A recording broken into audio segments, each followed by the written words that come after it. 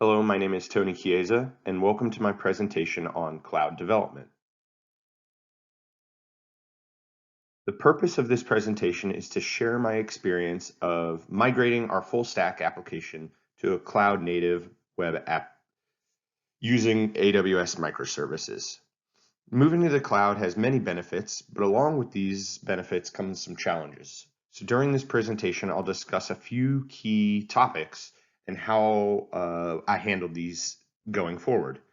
We have containerization and orchestration, going serverless, APIs and lambdas, DynamoDB as our database, cloud-based development principles, and securing our cloud application.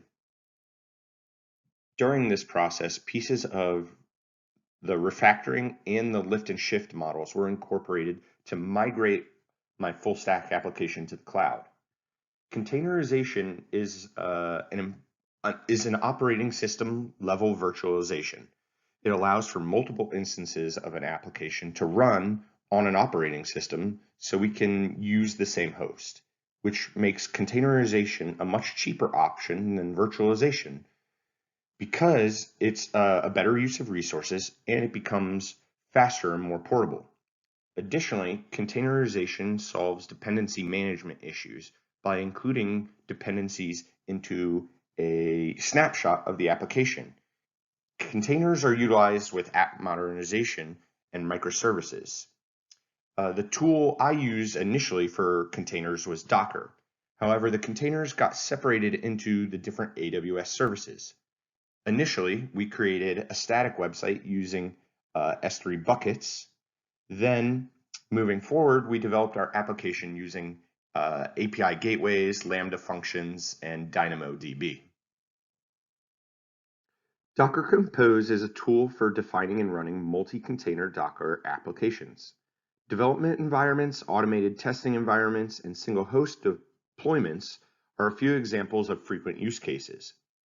I use this type of container orchestration to develop the front end, back end, and database stack of my application, representing the microservices model. This would allow for operations teams and site reliability engineers to generate a much further zoomed out view of how to manage numerous containers in a large application. These images below show the Docker images and containers running the application. You can see some of the older images and containers that are no longer being used to run the application as we developed during different stages of the app. What is serverless computing?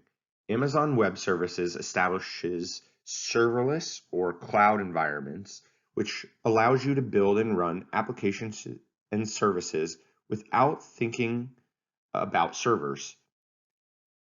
With serverless computing, your application still runs on servers, but the server management is done by Amazon Web Services. S3 stands for Simple Storage Service, and it is an object key item store. Amazon S3 is an object storage service that offers industry-leading scalability, data availability, security, and performance. Now, the benefits and features of going serverless are you get data performance and durability. It's very easy to scale your storage resources using this type of serverless or cloud environment, especially with S3. Your security is of your data is very strong because the management features built into AWS. It's also extremely flexible because it helps save costs without sacrificing performance. What is AWS Lambda? Lambda lets us run code without provisioning or managing our servers. You pay only for the computation time you consume. There is no charge when your code is not running.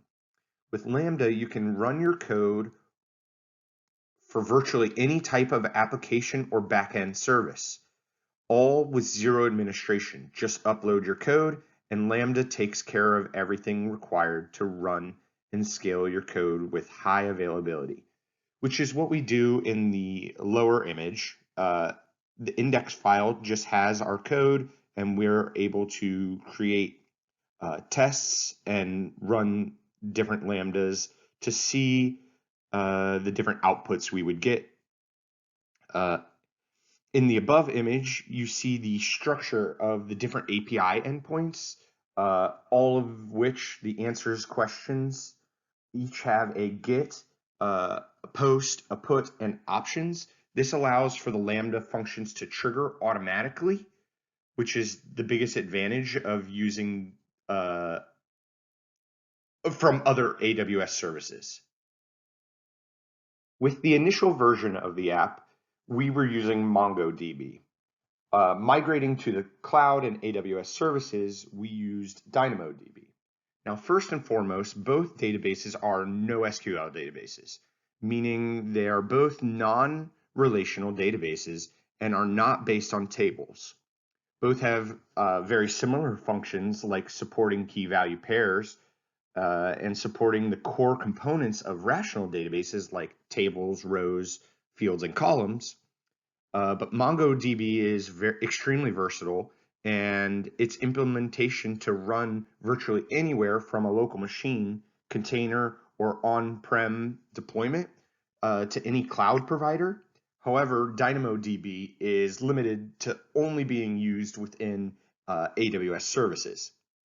Additionally, MongoDB provides some more options with querying data, while DynamoDB natively only supports key value queries.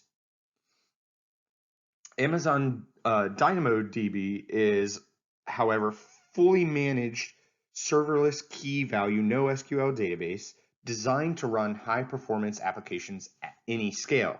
DynamoDB offers built-in security, continuous backups, automated multi-region replication, in-memory caching, data import and export tools.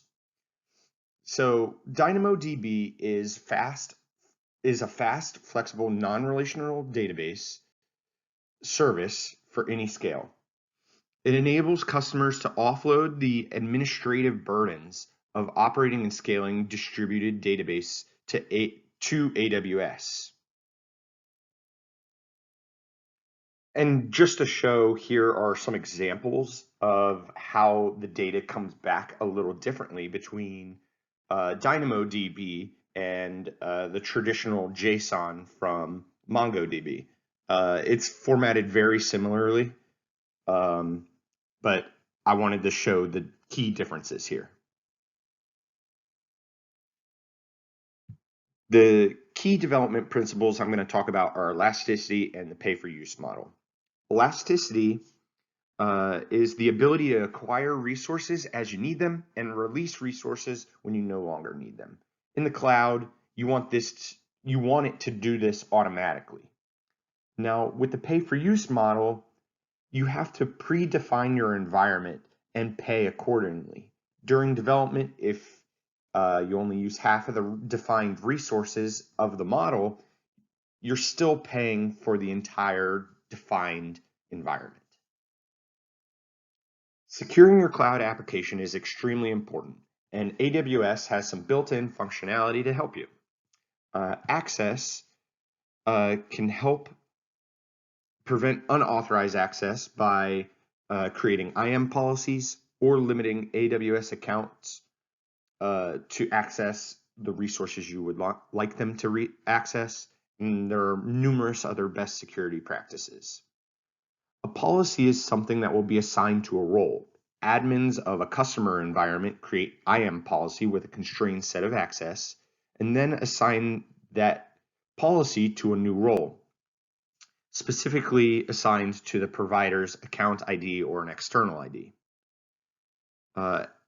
API security, you can create a web API with an HTTP endpoint for your Lambda functions by using Amazon API Gateway. Gateway provides tools for creating and documenting web APIs, then route HTTP requests to Lambda functions. You can secure access to your API with authentication and authorization controls. Your APIs can serve traffic over the internet or can be accessible only within a VPC. Now, these images below, I showed the IAM policy that I created for the application, as well as